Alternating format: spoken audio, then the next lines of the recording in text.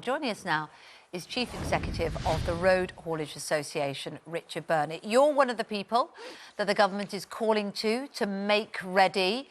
Do you feel ready? Do I feel ready at the moment? No, we've got something like 50 working days to go before transition, and we've got an enormous amount of work to do. But I would say those governments are listening. I had a meeting with Michael Gove on Friday, and I think from that meeting, there's a real sense that they're beginning to understand the amount of work that we have to do, and how we need to prepare business and get business ready for the 1st of January. I think the messaging from government for too long has been confusing.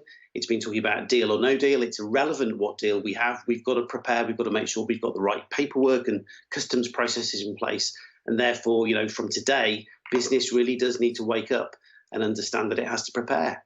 What are the stumbling blocks for those members in your association then? What are the main problems in layman's terms that are happening? So for both hauliers and for traders, so those businesses that trade with the EU, the biggest issue is making sure that you've got the appropriate paperwork. So if you export to the EU, you need to make sure that you've got customs declarations in place. We have got a shortage of customs agents to be able to do this paperwork. Some 50,000 are required. And at this stage, I think there's a real concern that we haven't got sufficient customs agents to be able to cope with the sheer demand that we're going to see from the 1st of January. But businesses really need to start, understanding, searching and looking for those agents now to ensure that they can start preparing their paperwork and the changes that are going to come into place from the 1st of January, no matter what deal we have. Now, you say you spoke to Michael Gove. He was out and about, wasn't he, talking to journalists, talking to television over the weekend, and he's given us a statement. He said, make no mistake, there are changes coming in just 75 days. And time is running out for business to act, just as you said. It is on all of us to put in the work now so that we can embrace the new opportunities available to an independent trading nation. Now, I know you've said that it's been unclear. Is it deal? Is it no deal? What are you actually dealing with? But I guess some would argue you have known this has been coming for 4 years. You haven't known the detail, of course, but you've known there's a choice between a deal and some kind of deal. Is there no way you could be prepared? Why is it that you are still hanging in the balance? So I think to be clear, yes, we've known that this is coming down the tracks, but there are things that government have needed to give us in order for us to prepare. Specifically what? Specifically what? Just so we understand.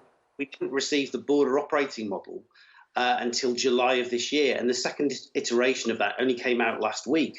So if business is wanting to put processes in place, if it doesn't have the visibility of what that process looks like until now, it's almost impossible to prepare, and it's almost impossible. And I think this confusion as well that's been driven by government in terms of this deal or no deal, let's wait for the deal. Like I said, that's irrelevant, but I don't think business understood that was irrelevant. It's becoming clearer now that the business does know that it needs to prepare, for the new customs processes that are coming into play. And we simply haven't got enough time as it stands now in order to make sure that it's going to be seamless. This is about mitigation, I think, between now and the year end. And of course, the brinksmanship continues between the EU and the UK, and that is part of the political game, I guess. And so, how late is too late for your Road Haulage Association to find out that there is going to be no deal? I mean, that could be a potential, and we might not know for another month or longer than that.